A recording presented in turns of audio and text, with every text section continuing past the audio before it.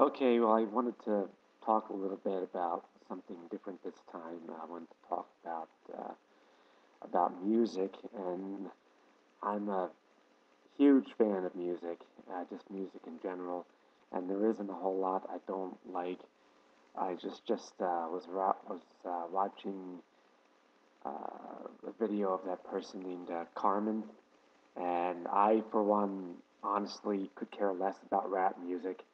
I'm not denying the artists have talent, incredible talent to be able to arrange the lyrics that they do and to be able to sing as quickly as they do, articulate the words, and put in the little musical tidbits that go in there. A lot of times, there's definitely a talent there. But I'm going to tell you right now, as far as music is concerned, I'm definitely old school.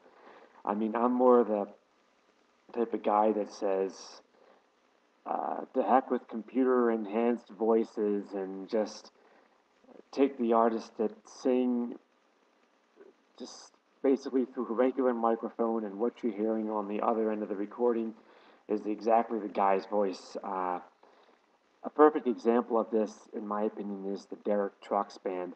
And I love um, how they go about recording things. It wasn't until Derek Trucks' I think, his fourth or fifth album, the last one he put out, that he actually used an overdubbing device. That's awesome.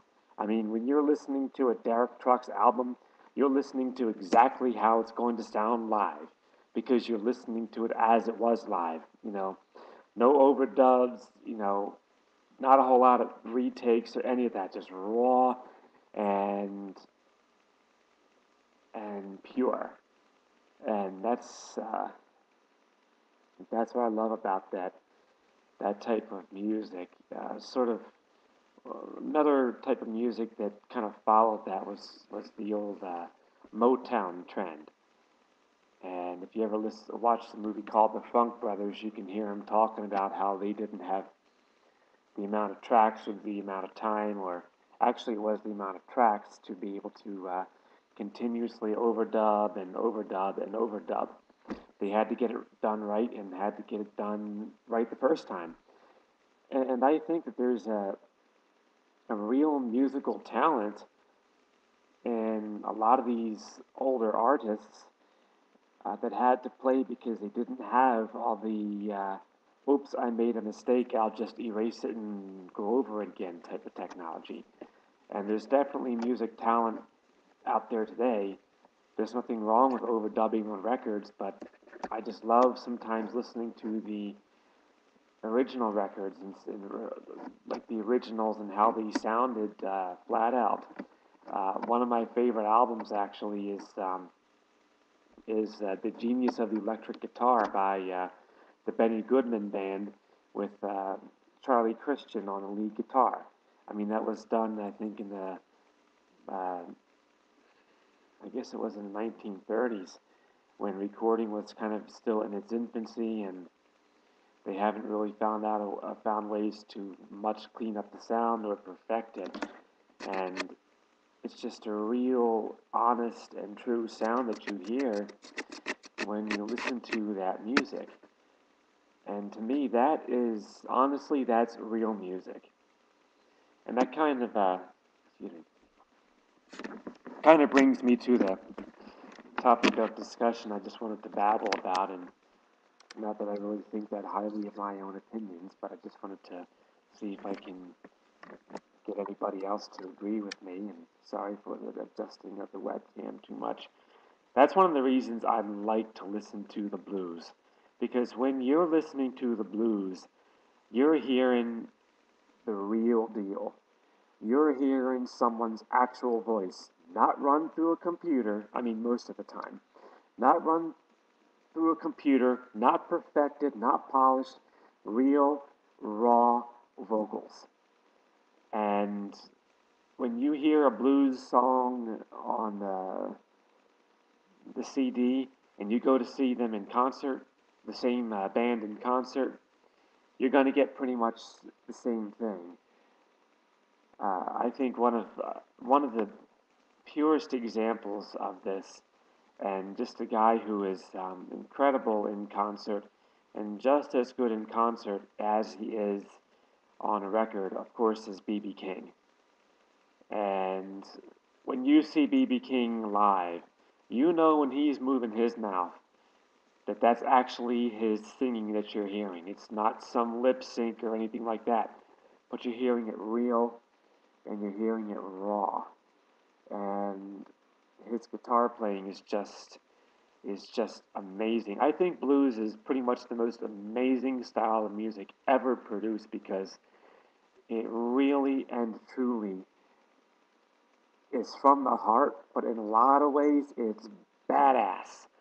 I mean, how many guys can, or how many musical genres can contain people complaining about their lives to a badass wah wah pedal, kind of, or do a badass guitar sound, ripping lyrics like Johnny Winter, or maybe playing something a bit more soulful and slow, but still just as pointed, sort of like a Lowell Fulson or someone like that.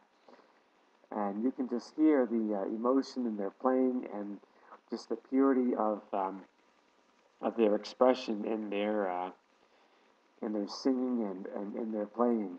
And these guys are people who know how to speak through their instrument and let the listener really know just how you feel or just how they feel.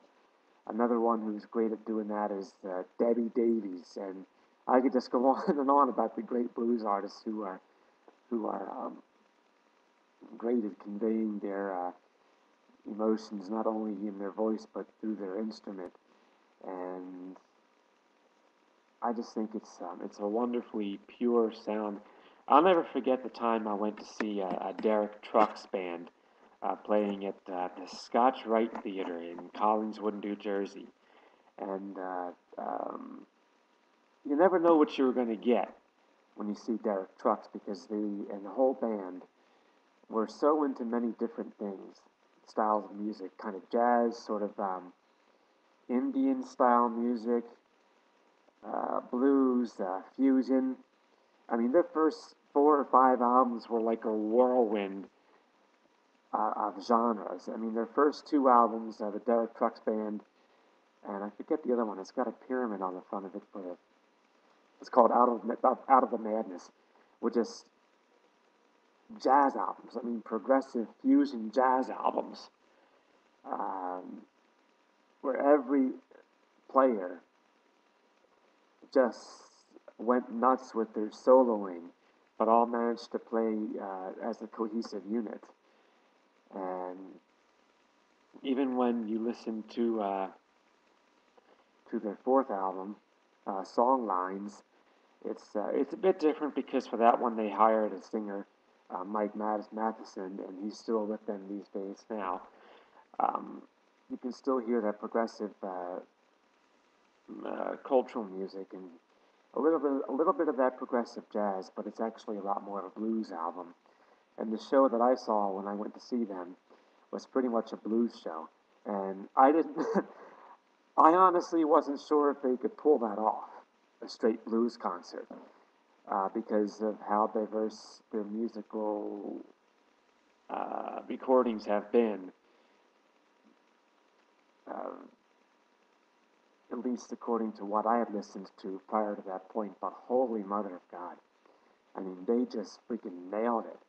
I mean, Derek in his slide guitar, especially playing Open A, he did that for one song. It was kind of like a rolling and tumbling thing, where it's basically a drummer and a guitarist. I think I don't think the bass was playing, but had that nice steady beat to it and that gritty guitar to it. Just kind of made me feel like I was watching some raw, powerful, old style front porch blues. The Derek Trucks band didn't seem like these famous guys. They literally were playing in such a relaxed manner. It was almost like I just happened to walk into the auditorium and see these dudes hanging out on stage and just jam and just relaxed and so natural. And That's what I like about seeing the blues. I used to go to this place in Philly called Warm Daddies. It's a blues club, and there is nothing better than a blues club. Nothing. Just going in there, seeing all the performers, and you gotta understand, like I was about 28 at the time that I used to go to that club, and none of my friends liked that music. They were all into the modern rap and alternative stuff, which never really was my was my thing. And to be able to get into a club like that, to a blues club where you had like-minded people who could talk about people like Howlin' Wolf and Muddy Waters and Johnny Winter, and even like Lowell Folsom or Blind Lemon Jefferson. I mean, these guys knew everyone.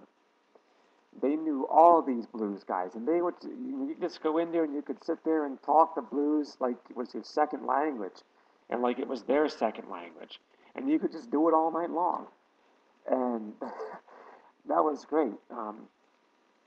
Then of course you leave that place and you're like, damn, I wish I could just go back and spend a couple more days there uh, during the week and just talk about blues because you were with like-minded people that could really understand what you're talking about and could understand your passion. And the blues players that you would see there would just, I mean, I don't even remember some of the players who were there, but they were top-notch musicians. They always gave great performances. I remember this one lady. Her name was Debbie Davies, and she just tore that place up. I mean, just tore that place up. And it's a nice atmosphere. You sit there, you listen to the blues, you drink some beer, and have a cocktail maybe. The women in there were very attractive, so that was also a great plus. People in there were kind of classy, not snob nosed, but they were classy, so it was an overall nice place. It was clean and good, respectful people in there. Nice crowd.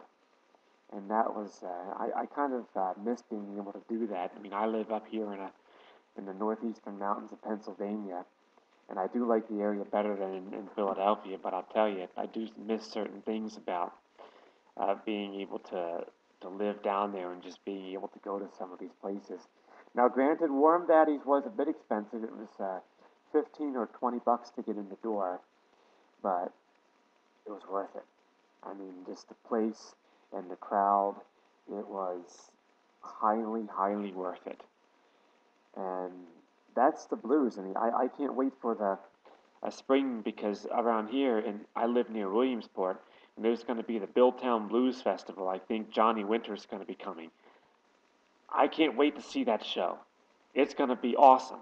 It's going to be an awesome thing just to be able to see and hear the blues and see it live. It doesn't happen much around here, but well, anyway, that's it.